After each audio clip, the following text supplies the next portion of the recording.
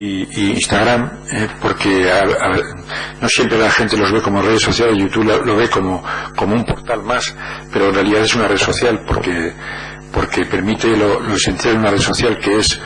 que todos tengan un perfil, tanto empresas, instituciones como usuarios pueden tener un perfil propio y estar logueados, y que haya capacidad interactiva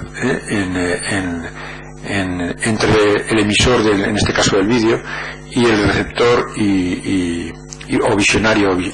vidente del vídeo, ¿no? Entonces, en la medida en que existe, aunque no estamos muy acostumbrados a poner comentarios en YouTube, sin embargo,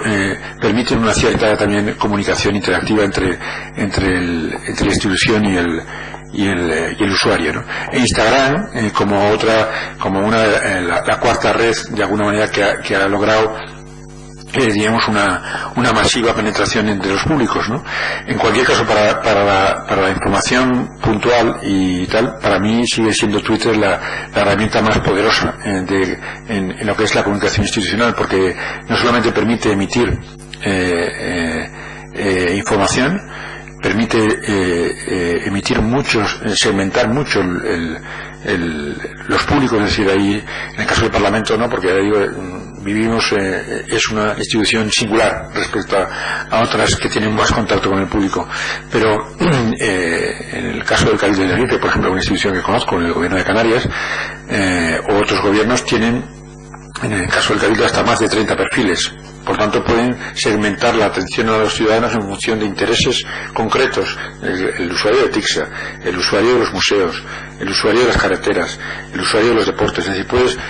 segmentar mucho la relación, y con el paso del tiempo, si esas cuentas se llevan adecuadamente, la mayor parte de los usuarios de TICSA, por poner un ejemplo, que tiene muchos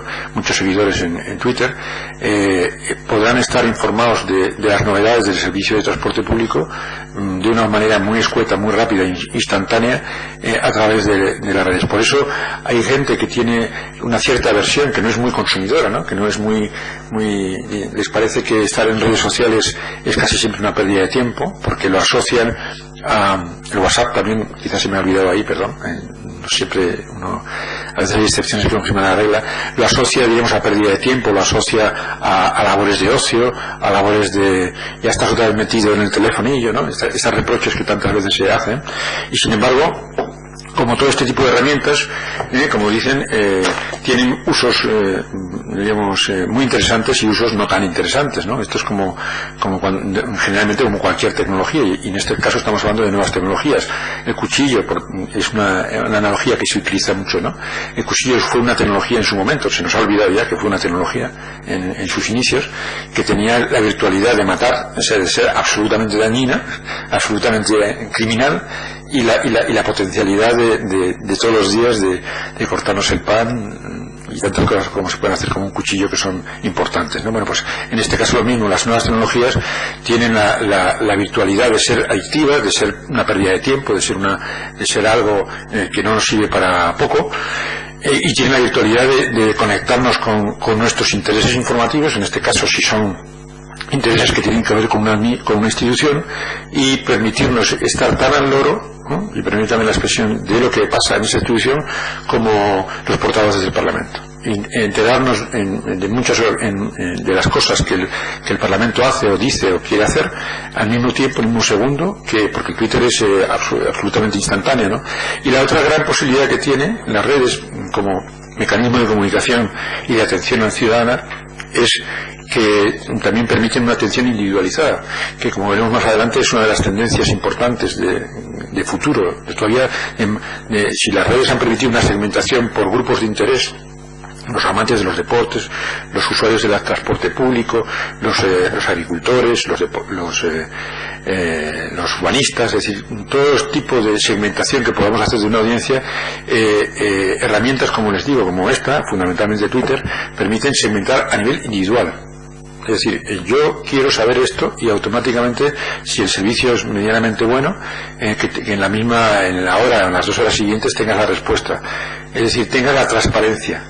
que en este caso se ejecuta mediante procedimientos reglados. Lo que hemos visto hasta ahora es cómo obtener respuestas del derecho de acceso mediante un procedimiento reglado que te da derechos con el papelito a presentar un recurso, a exigir cualquier tal, mientras que otro tipo de informaciones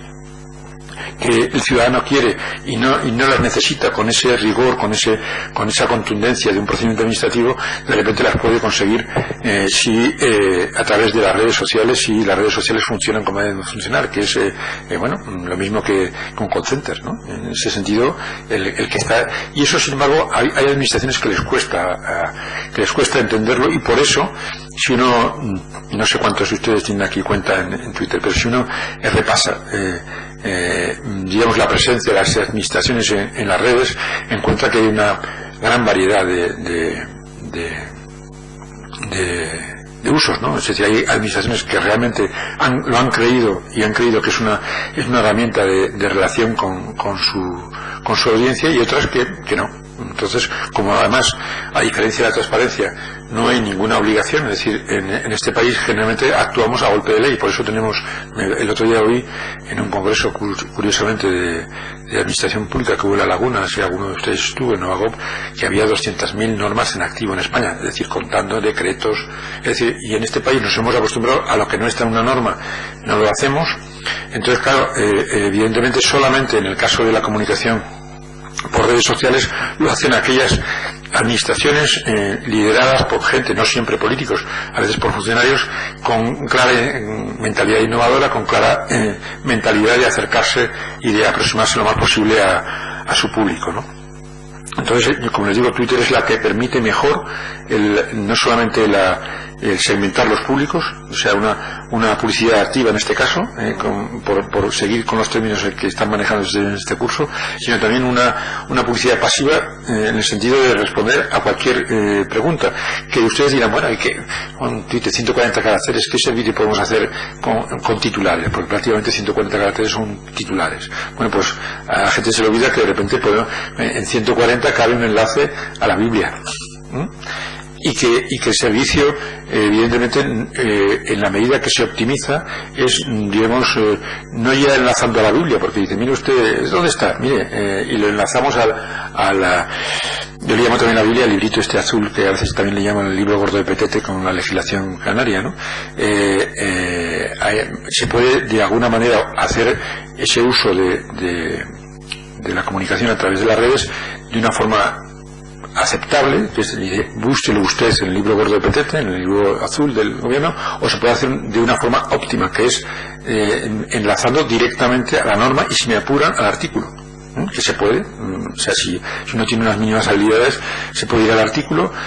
añadirle un pequeño comando a la dirección URL del libro gordo de Petete y directamente responderle en muy poco tiempo al artículo que realmente le interesa a ese ciudadano y por el que está interesado, ¿no? Por lo tanto, ahí tenemos otra de las grandes campos de actuación cuando queramos plantearnos cualquier modelo de relación con los ciudadanos. Después de esto he puesto el televisión institucional, quizá en este caso sí el Parlamento sea modélico, porque yo creo que ahora el Cabildo, por ejemplo, también lo tiene, el Cabildo del INFE, pero retransmite plenos, no retransmite comisiones, algunos eventos, pero el Parlamento seguramente la institución canaria que más usa esta herramienta, es decir, está bien dotada, tiene un estudio prácticamente de televisión, puede emitir no solamente en directo, sino lo guarda, y además generalmente, a diferencia de lo que podemos encontrar en YouTube, tiene cuando vas al repositorio tienes la posibilidad de ir dentro de un mismo vídeo a la intervención que te interesa, es decir, identificar la secuencia de intervinientes y ir a la que te interesa, es decir, es una televisión que la verdad que está muy bien, ¿no? Y en los últimos años, es decir, después en la televisión, en los últimos años, aquí les aparecen, digamos, las tres grandes elementos que de alguna manera están enriqueciendo el panorama de herramientas anteriores que les he expuesto, que son los portales de participación ciudadana, los portales de transparencia, y ya al final les he puesto esa Open Data Open Government como esa gran ventana que está por desarrollar. Es decir, la gente dice, bueno, esto es lo que viene, esto es lo nuevo, pero nadie sabe todavía dibujarlo, todas las potencialidades que bajo ese paraguas del Open Data, Open Government está por descubrir. Es decir, si en los últimos 20 años hemos recibido sorpresas tecnológicas, pues seguramente en los 20 siguientes recibiremos cantidad más de ellas. Algunas van a tener mucha incidencia en el tema de este curso, que es, volvemos un poco otra vez siempre a la transparencia. Por ejemplo, el Open Data. El Open Data, aunque luego quizá aparece, pero creo que es también oportuno traerlo a colación aquí, va a posibilitar, nos va a otorgar herramientas que enriquezcan muchísimo las páginas de transparencia. ¿Cuáles de ellas? Bueno, Open Data fundamentalmente se refiere a todas las tecnologías que permiten a cualquier institución, lo puede hacer un privado, también un público, poner sus archivos electrónicos, sus datos, exponerlos al público, es decir, dejarlos al libre uso de terceros, no solamente a la libre visualización, sino también al libre uso. Es decir, que un desarrollador informático, como ocurre en mayor parte de la gente, un jovencito que acaba de salir de la informática de la Laguna, que de repente se le ocurre, no tiene trabajo y se le ocurre empezar a desarrollar aplicaciones, solamente si tiene nutriente de datos primarios en los ordenadores públicos, como estos, como los datos abiertos, va a poder de repente inventar una aplicación que sirva al ciudadano y le sirva a él a lo mejor para autocrear su propio puesto de trabajo. Por eso, en todo este mundo de los datos, la transparencia, etcétera, etcétera, hay posibilidades también de contribuir al desarrollo económico y al empleo en Canarias importantes, ¿no?, que no se nos debe olvidar. Entonces, el Open Data, ¿por qué les digo que tiene conexión con la transparencia? Porque parte de en buena medida, algunas de las secciones de los portales de transparencia en el futuro no serán creadas, digamos, manualmente, como lo estamos viendo ahora. Ahora casi todos los portales de transparencia, no todos, hay algunos avanzados que no, requieren el que un humano, es decir, una persona humana, perdón la redundancia, coja el dato y lo cuelgue, lo autorice, diga esto sí, esto no. En el futuro, muchos de esos ítems que constituyen la ley de transparencia estarán automatizados. Es decir, al portal de transparencia habrá un algoritmo que le diga: señor portal de transparencia, cada mes vaya usted a este fichero de esta base de datos, y si está actualizado, si ha habido una actualización, lo incorpora, sin necesidad de que haya un funcionario detrás diciendo esto lo publico, esto no lo publico. Es decir, cada vez el Open Data nos dará más oportunidades de que la información esté allí sí o sí, porque ha habido una decisión primera de colgarla, y luego ya nadie, ningún humano pueda, diríamos, decir esto lo quito porque no me apetece. No, una vez establecido la costumbre de que ese dato esté, y establecida la decisión, ya no habrá una persona que por capricho, por arbitrariedad, diga esto lo vamos a quitar. Por lo tanto, el Open Data supone unas oportunidades nuevas para los portales de transparencia que todavía algunos ya la están empleando, porque no se les oculta que hay portales de transparencia, curiosamente, de los municipios, antes incluso que las grandes organizaciones, que han conectado las bases de datos de carácter contable, presupuestario, etcétera, etcétera, al portal de transparencia, y automáticamente se publican. Es decir, y por lo tanto el ciudadano en el portal de transparencia de ese municipio sabe del dato exactamente en el mismo microsegundo que el alcalde, porque de alguna manera las cuentas públicas, la contabilidad pública de ese ayuntamiento está directamente conectado con el portal de transparencia, y por lo tanto, bueno, esa es una de las virtualidades que les digo que el futuro no nos deparará, nos está deparando ya. Es decir, el que no lo hace ya no es porque no pueda, sino porque no ha tomado la decisión política de hacerlo, ¿no? Quería dar una pequeña reflexión respecto a los portales de participación ciudadana, que todo el mundo lógicamente puede entender que tiene mucho que ver con la transparencia. Evidentemente, curiosamente, en este país digamos, pusimos el carro antes de los bueyes. Es decir, primero tiene que ser la información para que la participación sea más rica, ¿no? Es decir, participar en algo de lo que se desconoce nos aboca a lo que quizá por eso ha pasado, ¿no? Que la gente no ha encontrado grandes alicientes a participar cuando no disponía previamente de la información. La participación sería, por lo tanto, una consecuencia de la transparencia, no al revés. Sin embargo, en España, antes incluso de que las leyes de participación estuvieran activas, de alguna forma se desarrolló un amplio movimiento de participación en los municipios. ¿Por qué? Fundamentalmente porque los municipios estaban muy cerca de los ciudadanos y las organizaciones sociales, la sociedad civil, la asociación, murgas, comparsas, asociación de vecinos, asociación cultural de no sé qué, club de fútbol, es decir, todo ese entramado de pequeños colectivos de orden civil que se desarrollan en la sociedad, donde primero encuentran su puerta de entrada es el ayuntamiento, y luego por otra parte los ayuntamientos encontraron que una de las maneras de relacionarse con la sociedad era a través de estas directivas de estas sociedades culturales, deportivas, de fútbol, benéficas, de vecinos, etcétera. Y por lo tanto entendieron que también era una oportunidad para ellos, incluso también política y electoral, y desarrollaron censos de asociaciones, desarrollaron consejos ciudadanos de carácter sectorial, es decir, desarrollaron herramientas de participación mucho antes de que los desarrollaran en instituciones como las que estábamos nosotros, es decir, que en cabildos, o que en Gobierno de Canarias, o que en Parlamento, que estamos como mucho más lejanos de los ciudadanos. Entonces, toda esa costumbre que es muy rica en los municipios está por incorporar a las instancias superiores. No hemos conseguido, digamos, mucha participación, y la prueba es si ustedes vienen los sábados por la mañana a ver el Parlamento, ¿no? Como tienen tan visto, pues seguramente no les apetece, pero yo, que a veces vengo, me encuentro con que evidentemente pues no hay mucha gente viéndolo ni interesándose simplemente por ver la sala, ¿no? A veces hay más turistas que propios, ¿no? Pero es cierto que es un reto que todavía está ahí y que puede enriquecer la democracia, la participación ciudadana. En este sentido, quería también comentarles que son datos que se han publicado no sé si los tengo por aquí, se han publicado estos días. Ustedes saben que Canarias aprobó su ley de participación ciudadana en 2010, se quedó durmiente un tiempo, porque bueno, no parece que hubiera mucha presión por aplicarla, y en el 2014 se desarrolló con 2 reglamentos para posibilitar la famosa consulta por el petróleo. Como la consulta se anuló por el Tribunal Constitucional, otra vez entró en fase durmiente, y de forma de que el otro día se publicaba en el periódico de la provincia que solamente en el registro de participación ciudadana hay 27 personas y 14 asociaciones.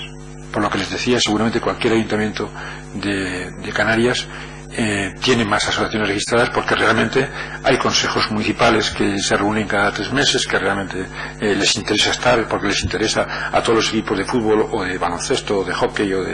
de lo que sea, verse con el concejal de deportes, y por lo tanto tiene un cierto estímulo en ese nivel de la administración a participar y a interrelacionarse, mientras que en otros niveles más altos es más difícil. Bueno, pues ese es un poco el balance de la ley de participación ciudadana en Canarias a día de hoy, porque este dato que les he dado es prácticamente de hace unos días, ¿no? Bien. Bueno, visto esto este repaso que hemos hecho a las herramientas de comunicación o de relación de las instituciones con la ciudadanía, que realmente son herramientas también para la transparencia. O sea, la transparencia no es una cosa, pero se lo recordaba el otro día, creo que tenía una transparencia, y si la recuperan, a ver si la cuelgan en el disco duro grande de tal, había una transparencia densa, muy densa, de otras leyes en las que había establecidas las obligaciones de transparencia. Por lo tanto, tampoco ahora podemos pensar que los portales de transparencia son herramientas absolutamente novedosas en la comunicación con las audiencias y con los públicos, porque existían todas esas herramientas que hemos visto hasta ahora para que las administraciones compartieran contenidos, información con los ciudadanos. En el futuro, le he abierto esta diapo con una frase un tanto llamativa, que es que después de todo lo dicho, los portales, yo siempre digo por ahí, a veces les asusto a la gente cuando lo digo, que bueno, hemos empezado con los portales de transparencia, pero los portales de transparencia desaparecerán,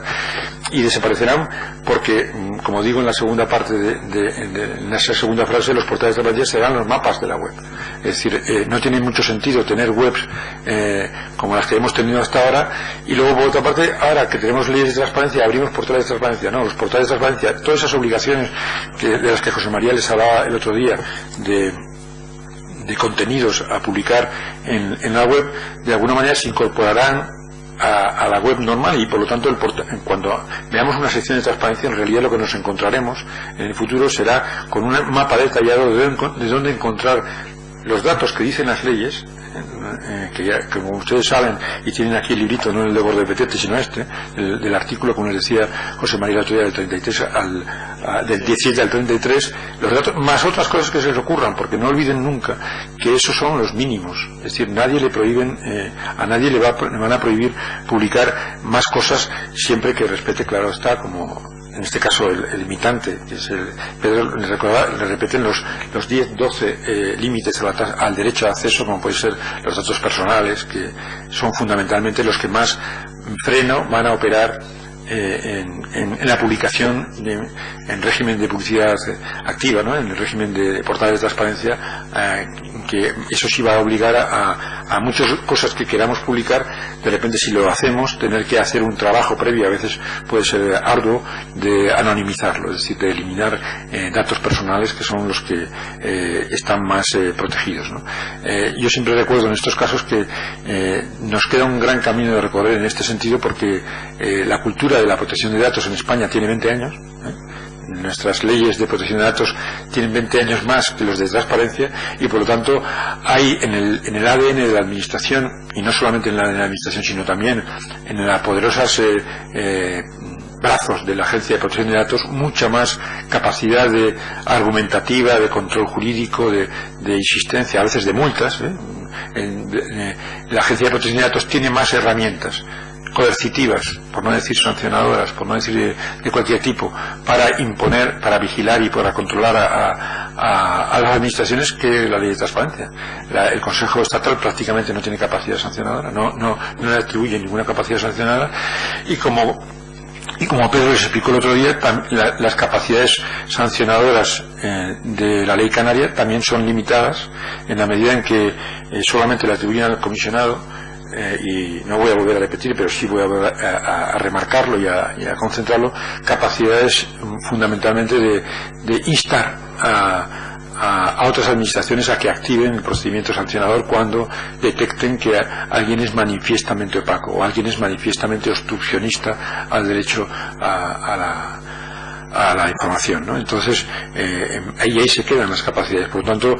ustedes que tienen experiencia administrativa saben que es muy difícil que, si se le insta a un alcalde por poner un ejemplo solo,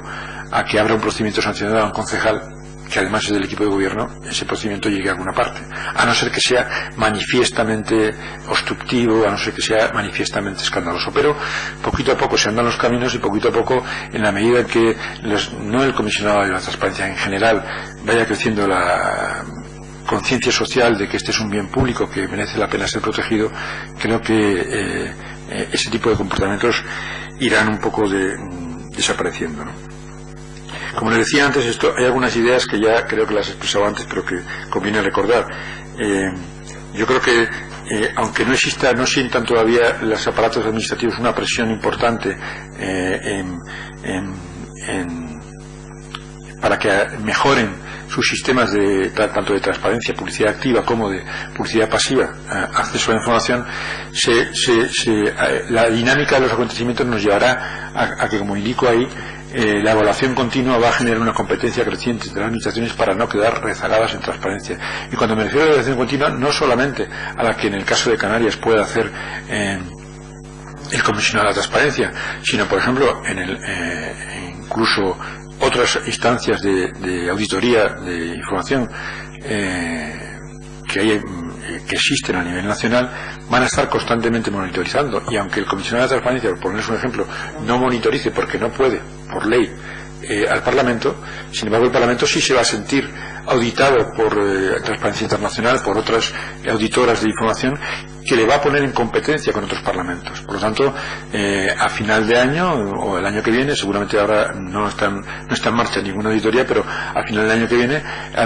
o surgirán otras, no solamente como hasta ahora Transparencia Internacional, Acredita y varias en el mercado que en este momento están operando, que evidentemente les van a fotografiar, les van a analizar, les van a comparar con otros parlamentos y eso va a estimular, como digo ahí, el que la gente apriete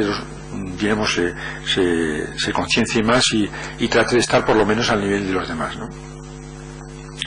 Esta cuarta idea también la he expresado antes, es decir, las soluciones avanzadas nos llevan a una constante tendencia a la automatización y a la conexión a las bases de datos sin necesidad de estar constantemente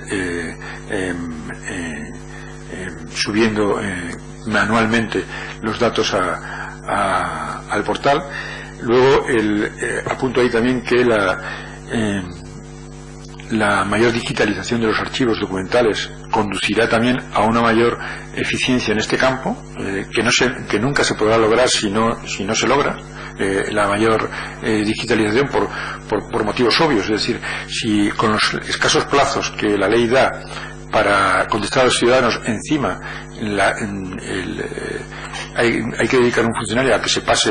un día buscando en los archivos porque están desorganizados o porque no están digitalizados o porque la información no se encuentra, acabaremos por dar un mal servicio. Solamente un buen servicio de archivo digitalizado podrá, donde prácticamente le apliquemos un algoritmo de búsqueda como Google y lo encontremos rápidamente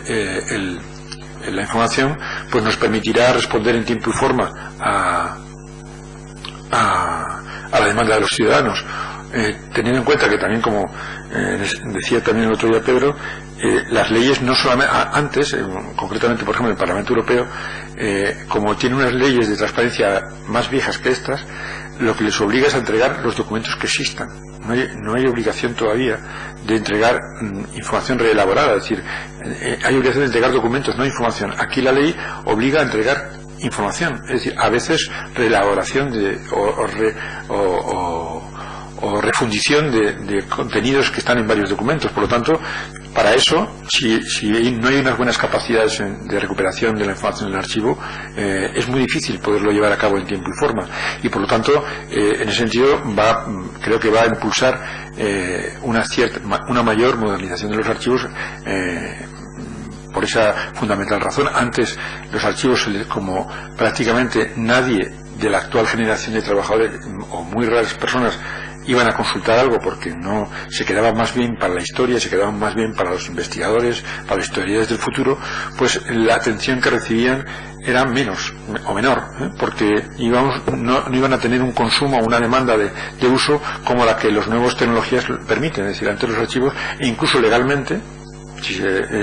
de alguna forma estaban hasta mucha de la información catalogada 30 años o, yo no soy experto en eso, un montón de tiempo para la consulta, porque eran hasta que no pasara mucho tiempo no eran recuperables. Es decir, no había una necesidad inmediata de recuperarlo de un día para otro. Ahora, con las nuevas obligaciones de las leyes de transparencia, resulta que a lo mejor el 80 o 90% de los archivos es recuperable inmediatamente, o es exigible, mejor dicho, por los ciudadanos de una forma inmediata, con lo cual el acceso a los mismos necesita ser más inmediato, ¿no? Y luego también, como consecuencia también de lo que les decía anteriormente, va a haber una tendencia, pongo ahí una tendencia mayor cada vez más a la información personalizada. Ya no, antes al principio de la lista que les puse al principio, eran todo herramientas para comunicaciones masivas. Luego hemos visto cómo la tecnología nos ha ido permitiendo segmentar,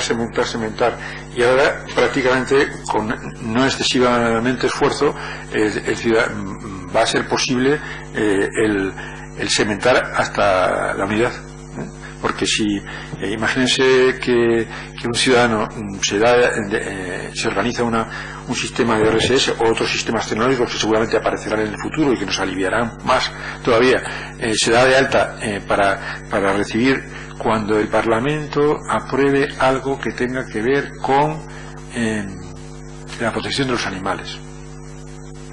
no quiero que me den más información, porque yo soy un animalista y por lo tanto solamente me interesa eso. Y entonces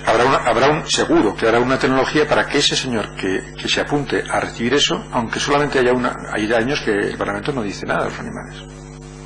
De repente ese año no le diremos nada, pero cuando el Parlamento entre una pregunta sobre educación animal o una PNL o tal, y de repente exista, habrá una tecnología, estoy seguro, que permitirá decirle: señora, señor, el Parlamento, en atención a más automatizado, a lo que usted nos dijo que le interesaba esto, le decimos que se aprueba esta PNL. El tipo lo agradecerá porque dirá: hombre, esta gente me tiene en consideración,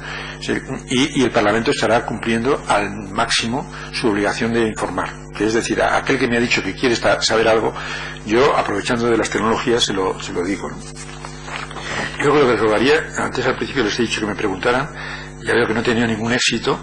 y como yo tengo mucho rollo, y estos señores a veces me lo recuerdan y me lo reprochan, yo casi voy a parar aquí el tema, y voy a abrir una ronda de preguntas antes de llegar al final, porque de repente llego al final y de repente me he quedado aquí solo a la hora de las preguntas. Por lo tanto, voy a pararlo, si les parece, y abrimos un pequeño turno de preguntas, porque veo que faltan solamente 10 minutos y tampoco quiero dejarles a ustedes, sobre todo a los que quieran reprocharnos algo, sobre todo, con alguna crítica que nos sirva, darle la oportunidad de hacerlo ahora. A ver. ¿Sí? Cuando hablaba anteriormente de la garantía de los ciudadanos cuando reciben información, desde que el comisionado podía apoyar si había algún problema y la administración no respondía. ¿Con qué plazo llega tarde el ciudadano? ¿Qué plazo tiene para ponerse en contacto con el ciudadano? Sí. Yo casi, bueno, como esto sabe más Pedro, prefiero que lo conteste él. Para eso era parte de ese pedido que estuvieran conmigo. No, cuando se hace una petición a la administración tiene el plazo de un mes, lo comentábamos el otro día. En caso de que la información a suministrar tenga un grado de complejidad alto, se puede prorrogar un mes más, y una vez nos ha sido suministrada la información, en caso de que esté conforme, pues bueno, nos quedamos con la misma. En caso de que estemos en desacuerdo, o en caso de que haya habido una respuesta negativa, o que haya habido silencio, o sea, haya transcurrido el mes sin que nosotros hayamos recibido nada, que se produce el silencio negativo, tendremos un plazo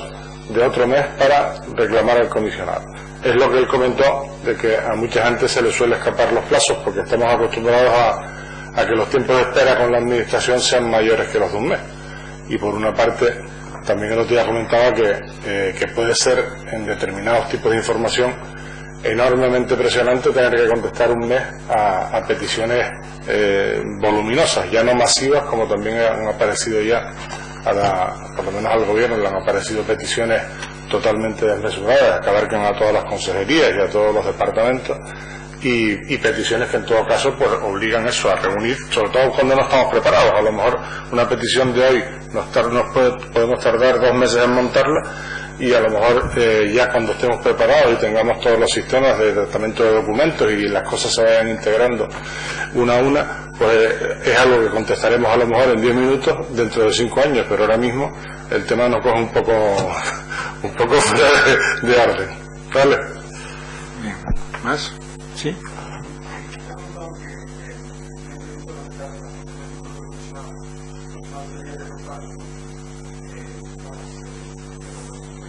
Sí.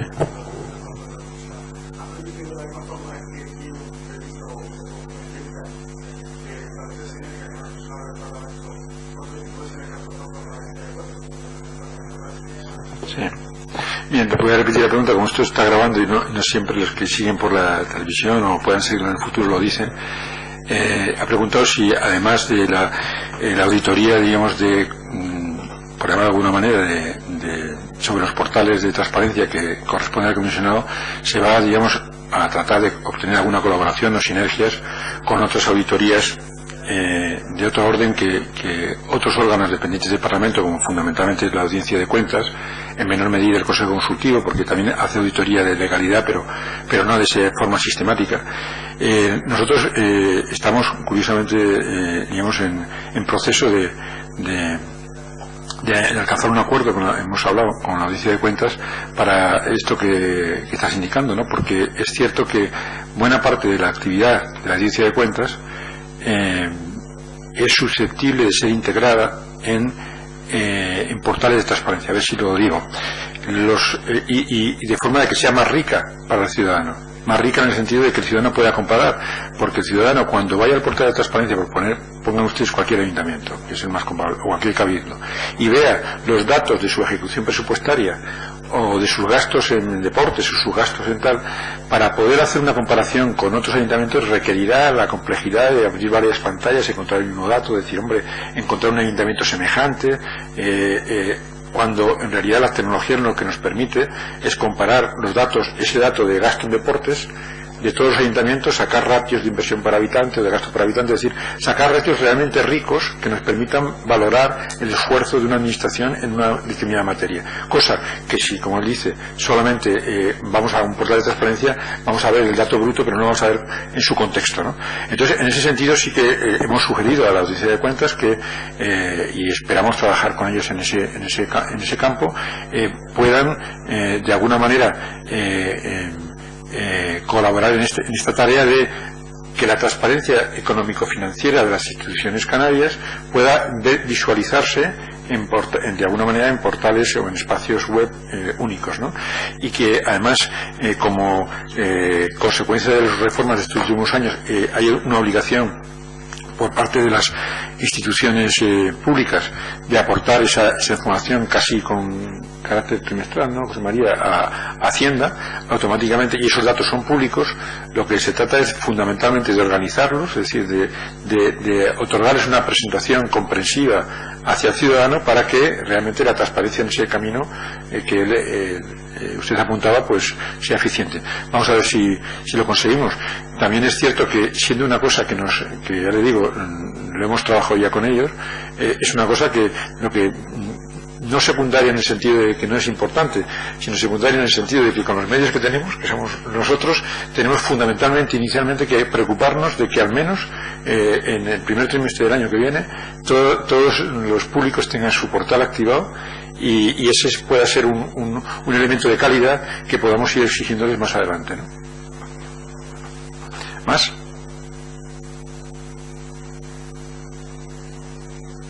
¿Sí? No. Si no hay más.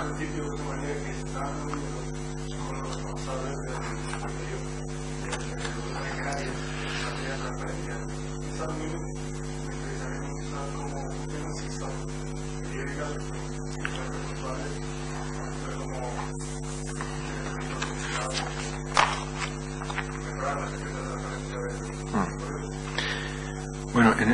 lo que pasó, esas reuniones en principio somos invitados, es decir, es una cortesía porque por ley, digamos, cada institución es independiente, ¿no? Pero en la medida en que en este campo, y más cuando empezamos,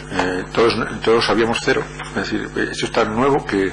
hombre, yo había leído cosas antes de empezar, era un tema que me interesaba, pero evidentemente bajar la tierra al detalle que exige, esto se publica, esto no se publica, esto hay que hacerlo de esta manera, prácticamente todos estamos aprendiendo. Entonces, creo una buena disposición por parte de la Dirección General de Transparencia y Participación, en el sentido de que, bueno, nosotros podíamos aportar y sobre todo era una manera de que si estábamos presentes desde el principio, nosotros podíamos aprender y a su vez colaborar en que cuando se está ahora construyendo el portal, de alguna manera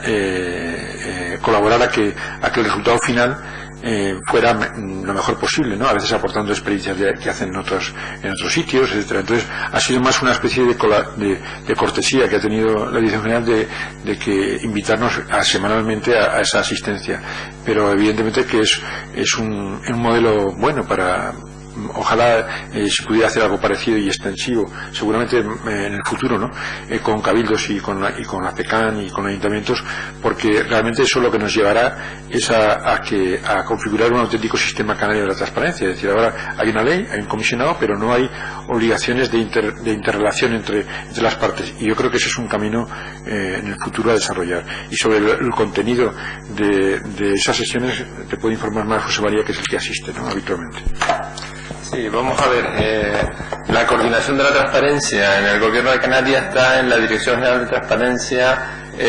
Relaciones Institucionales y Participación Ciudadana, que depende de la Consejería de Presidencia e Igualdad del Gobierno de Canarias, ¿no?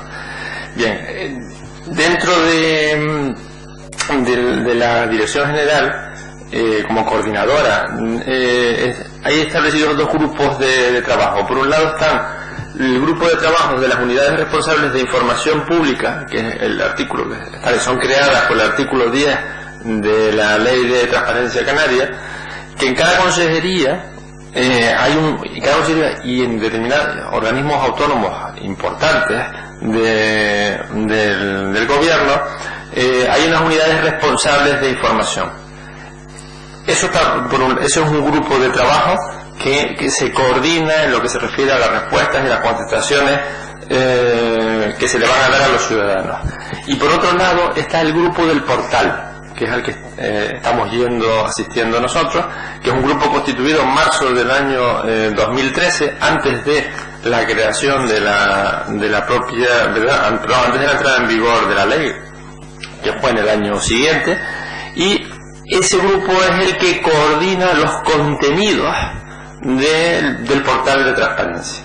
Bueno, es un grupo en el que hay uno o varios representantes por cada consejería o por cada organismo autónomo o por cada ente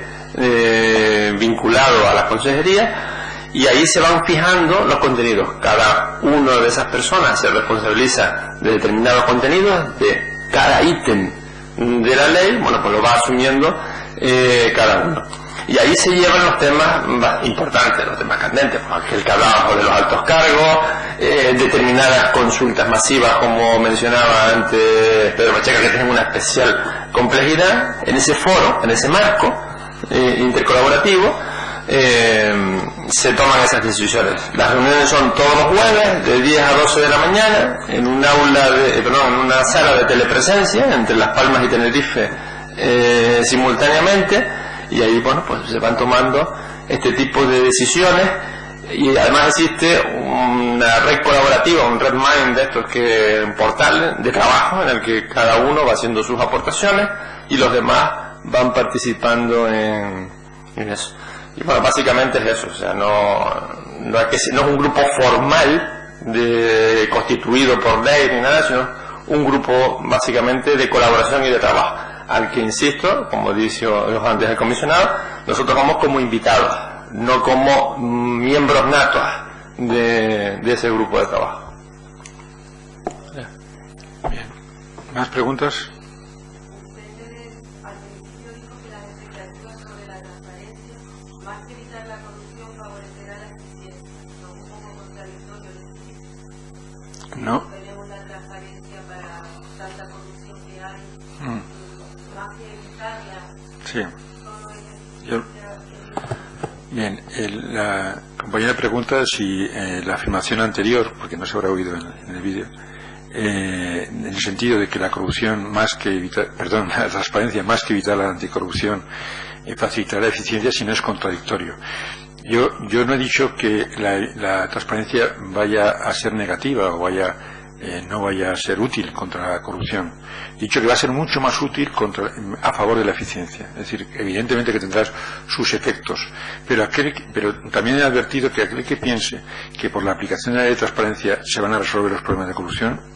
creo yo, y faltarán años para saberlo, porque esto, desde que la ley se aprueba en la primera año de diciembre de 2013, la estatal, la canaria en diciembre de 2014, hasta que se vean sus efectos, pasarán años. Pero si España, como todos esperamos, dentro de 10 años, ha superado esta situación de decadencia, digamos, por la que atravesamos, no solamente en el ámbito económico, sino también en el moral, en la moral pública y en el ámbito, digamos, de calidad democrática, si la hemos superado, que espero que sí, algo habrá contribuido la ley de transparencia. Yo me imagino que algo habrá contribuido, pero no habrá sido el factor determinante. Eso es lo que me quiero decir, porque el factor determinante habrá sido un conjunto de elementos, en lo que importará el que se consoliden varias sentencias como las que están en camino que realmente a la gente le hagan pensar, el Código Penal, lo que hablaba antes del Código Penal, que le hagan pensar que es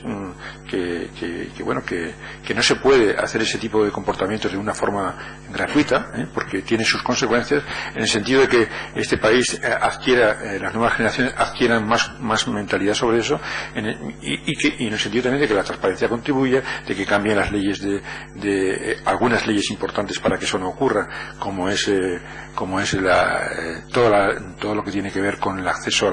no a la función pública como a la política, es decir, la ley de partidos, las leyes de financiación de partidos, es decir, toda una batería de medidas que ahora están en discusión y que conjuntamente pueden producir esa regeneración democrática que todos esperamos, en la que las leyes de transparencia contribuirán, pero lo que he querido decir antes es que no de una forma determinante y decisiva, y sí contribuirán de una forma, para mí, más importante, a mayor eficiencia, que es lo que no se suele decir. Todo el mundo está relacionando transparencia con anticorrupción y nadie está relacionando transparencia con eficiencia, que también es importante, y sobre todo es importante en momentos como los actuales, en las que ustedes bien lo saben, porque lo llevan aplicando, sufriendo, actuando ya 7 u 8 años, que es que hay que sacarle más brillo público a un euro. Y por lo tanto es importante la eficiencia para que las administraciones sigan teniendo el papel fundamental que deben de tener, no solamente con el conjunto de la sociedad, sino aquella parte de la sociedad más desfavorecida, más necesitada del apoyo público. Por lo tanto, para mí no es irrelevante decir que poner por delante la eficiencia que la anticorrupción, porque creo en lo que estamos viendo hasta ahora, que está teniendo más incidencia en eso, más incidencia en el buen gobierno, entendido como cuando la ley habla de buen gobierno, las leyes que lo tocan, algunas de las transparencias que tocan también el buen gobierno, no hablan del buen gobierno de no incumpla usted el Código Penal. Eso está claro que están en otras leyes. Habla del buen gobierno como tenga usted prácticas que contribuyan a ser justos en el reparto de los recursos públicos y ser eficientes, es decir, sacarle a cada euro público el máximo partido, y a esa función creo que es la que la transparencia puede aportar, ¿no? Bien. ¿Máster? Frank.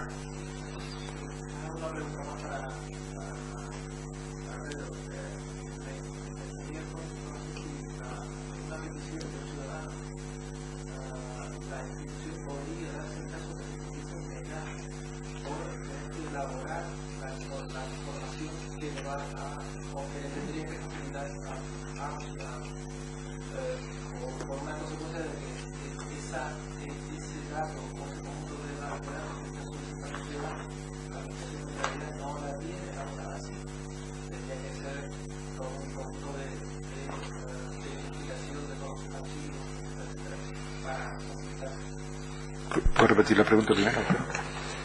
La pregunta versa sobre la capacidad de la administración, que es a la cual se le solicita la pregunta. Puede negarse a dar la información en base a que tenga que hacer o sea, que sea competencia de ella, pero que tenga que hacer una reelaboración importante para suministrarla, o que sea información que provenga de otro tipo de fuente que no se considere que es de la propia entidad. Esto hay varias posibilidades, ¿no? Aparte de lo que hablamos de los límites y lo que hablamos de protección de datos, hay varias consultas ya del Consejo de Transparencia que hablan de aquella reelaboración que implica meramente un mero tratamiento informático, o sea, algo que pueda estar pues con las situaciones de base de un funcionamiento de base de datos o de algún Excel, pero insisto, operaciones básicas que las puede realizar alguien sin mucha complicación, o por ejemplo en el caso de que tuviéramos un gestor de expedientes, algo que pudiese, una agrupación de determinado tipo de documentos, ese tipo de cosas, no hay una posibilidad de hacer una negativa. Ahora, cuando implica que la información hay que cambiarla de formato, hay que obtener otro tipo de conclusiones, hay que modificarla en una parte sustancial, la administración directamente se puede negar. O sea, no es que se vaya a negar, o sea, le va a dar la información en bruto. O sea, no hay una negativa, sino diciendo, oiga, mi límite de obligación de dar la información llega hasta aquí, yo le doy a usted los 16 documentos, y lo que no tengo obligación es de coger los 16 documentos y refundírselos en un solo informe para que usted se entere debidamente. O sea, eso no llega, a ese punto no llega la obligación. Y después hay otro tipo de posibilidad negativa, que es cuando se considera que la pregunta es abusiva incluso, o sea, que puede llegar. Hay una pregunta ahora mismo en el que se le ha hecho llegar al gobierno, donde le pide todos los contratos menores del gobierno de Canarias. Todos los contratos menores del gobierno de Canarias, podemos estar hablando perfectamente de los contratos que hace más de 300 entes. O sea, coge hasta a los habilitados. Aquí la figura de habilitados no se tiene, pero allí hay habilitados de pagos que tienen una reserva económica y pueden hacer los pagos directamente. O sea, implicaría, perfectamente podríamos estar hablando de 40.000 documentos en un año, y que implicaría manejar y coordinar la información que tiene que suministrar, pues eso, de 400 entes. O sea, es una cosa desmesurada, y aparte después, incluso el beneficio para el propio interés público, situándolo en el ciudadano, es relativo a cómo va a manejar esa información. O sea, le van a dar una cosa en peso que o la relaciona o tampoco le va a significar nada. Bien, el que no lo ha pedido, tiempo ha tenido. Vamos a rematar ya simplemente con estos retos de futuro, o más digamos, retos a afrontar. Estos más de carácter técnico, ¿no? Algunos lo hemos comentado antes. No voy a insistir en todos ellos, pero fundamentalmente porque ya nos llevamos 10 minutos de exceso en el tiempo, ¿no? Pero fundamentalmente me gustaría insistir en los tres últimos, ¿no? En la necesidad de que todo esto, el sistema funcione, se basará en buena medida de la independencia de la autoridad de control. Es decir, si nosotros logramos y esto no lo dice en una ley, al final lo dice el paso del tiempo y el desarrollo de los acontecimientos y del sistema. Si logramos ser realmente independientes y respetados, seguramente conseguiremos tener más autoridad moral y que nos hagan más caso. Ustedes bien conocen que a veces a las entidades dependientes del Parlamento, a veces lo que se reprocha, que dice que emiten informes con muy buenas intenciones. Me estoy refiriendo, como yo digo, a mis hermanos mayores, ¿no? A la Audiencia de Cuentas, al Diputado del Común, al Consejo Consultivo, que son también entidades dependientes del Parlamento, con muchos años ya de ejercicio, con mucha capacidad de tal, y aún así tienen problemas de que se les haga caso. Pues bueno, todo esto que les estamos contando, en realidad va a depender de que podamos, no solamente que nos dejen, sino que nosotros realmente seamos íntegros en ese sentido y seamos independientes y autónomos, ¿no? Que realmente la gente se crea que realmente cuando se es opaco hay un régimen sancionador que funciona, y en eso no solamente no es una responsabilidad nuestra, sino es fundamentalmente del resto de las instituciones. Nosotros lo que podemos hacer es instar a alguien a que haga un expediente, pero no hacerlo, porque corresponde a cada institución realizarlo. Y sobre todo lo último, ¿no? Involucrar a los ciudadanos para que conozcan y utilicen las posibilidades legales. Todo esto que hemos hablado, todas las leyes de transparencia, todos los sistemas que nos podamos inventar, todas las 20 herramientas de las que hemos hablado de comunicación al ciudadano, de traslación de la información, si realmente no suscitamos ese interés, y que realmente ellos participen, ellos se interesen, ellos al final acaben conociendo más lo que hace la administración, lo que hace bien, lo que hace mal, lo que deja de hacer, muchas cosas. Si eso no se produce, al final la democracia seguirá, si no empobreciéndose, por lo menos digamos, amortiguándose, ¿no? Vivimos unos tiempos, por comparación quizá a los que vivimos en el inicio de la transición democrática, a los que lo vivimos, que había una ilusión, una pulsión democrática mucho mayor, una mayor participación. Incluso las asociaciones del orden civil tenían mucho más interés sobre lo público, que está desapareciendo. Y al desaparecer es cuando damos cabida, cuando damos digamos, ocasión de que los comportamientos, de que los malos, como yo les llamo, se introduzcan en el sistema y hagan de su capa un sayo, ¿no? Y por último, como reto, esos serían retos, digamos, de la organización administrativa, los que antes he puesto. Estos serían más retos más de carácter que nos excede a todos, son retos más de decisión de los poderes públicos o del Parlamento o del Gobierno o de cada institución, porque recordemos, aquí hemos hablado mucho de la ley de transparencia, pero recordemos que de gobierno para abajo, que no lo hemos hablado, cabildos y ayuntamientos tienen su capacidad regulatoria a través de ordenanzas, que todavía ahí pueden precisar mucho más todo esto que hemos hablado. Bueno, pues que queda pendiente el reglamento de la ley de transparencia, que nos aportará muchas de las preguntas o dudas que han surgido durante el curso respecto a cómo va a ser esto o va a ser lo de más allá. Queda pendiente los registros electrónicos para el derecho de acceso, que hasta ahora no está viendo tanto. El dato creo que lo dio también, no sé si lo dio el otro día Pedro, en el conjunto de España solamente ha habido entre 4.000, o va a cerrar el primer año del ejercicio de la transparencia con entre 4.500 y 5.000 demandas de acceso al gobierno central, es decir, a 4,44 millones de españoles preguntando, es decir, solamente el 0,00 no sé qué han preguntado algo, entre otras cosas por este problema que les digo, porque digamos la gente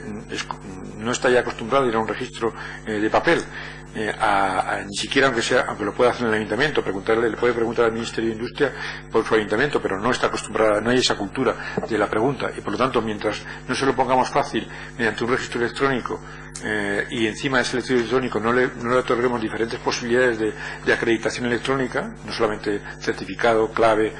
o otras que se nos ocurran que sean más fáciles, pues no estaremos procurando que realmente la gente se crea la ley de transparencia y la use, ¿no? Está pendiente en Canarias, ya lo dijo aquí José Ignacio Navarro el otro día, la actualización de quizá una de las herramientas del Parlamento para la participación y la transparencia, como es la ley de la iniciativa popular, que es del año 86, es decir, que ha pasado 30 años y que evidentemente era de estos tiempos. Creo que merece acompasarla a la ley de transparencia, a la ley de participación en Canarias. Esa es otra herramienta de participación muy importante, ¿no? Está pendiente la regulación de los grupos de interés. Hay gente que ya no le gusta llamarle lobby porque parece que el lobby tiene una mala prensa, cuando en realidad, como pasa con los lobos, hay lobitos buenos y hay lobos malos, es decir, y el lobby también es una ONG que presiona por cuestiones del tercer mundo, ¿no? Pero está pendiente regular eso. En otras, como ustedes saben, y ya voy corriendo porque nos estamos yendo de tiempo, en otras instancias, tanto fundamentalmente europeas, esta regulación ha aparecido como inicial como registros de lobby ante los parlamentos, que son las cabezas visibles de las administraciones de cada ámbito, y por lo tanto de repente aquí surge la primera iniciativa en Canarias, de repente surge en el ámbito parlamentario. Tampoco está pendiente quizá una regulación mayor de los códigos de buen gobierno, entendidos como en el sentido de la buena eficiencia, no de un código penal bis,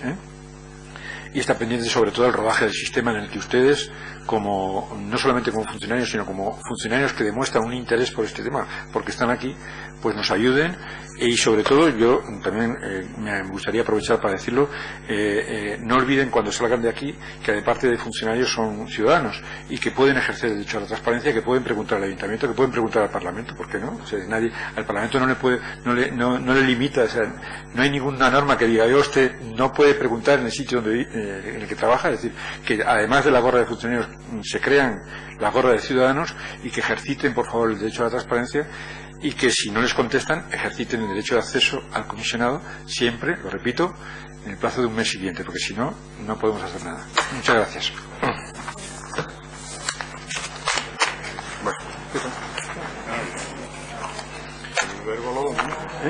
Bueno, vamos a ver.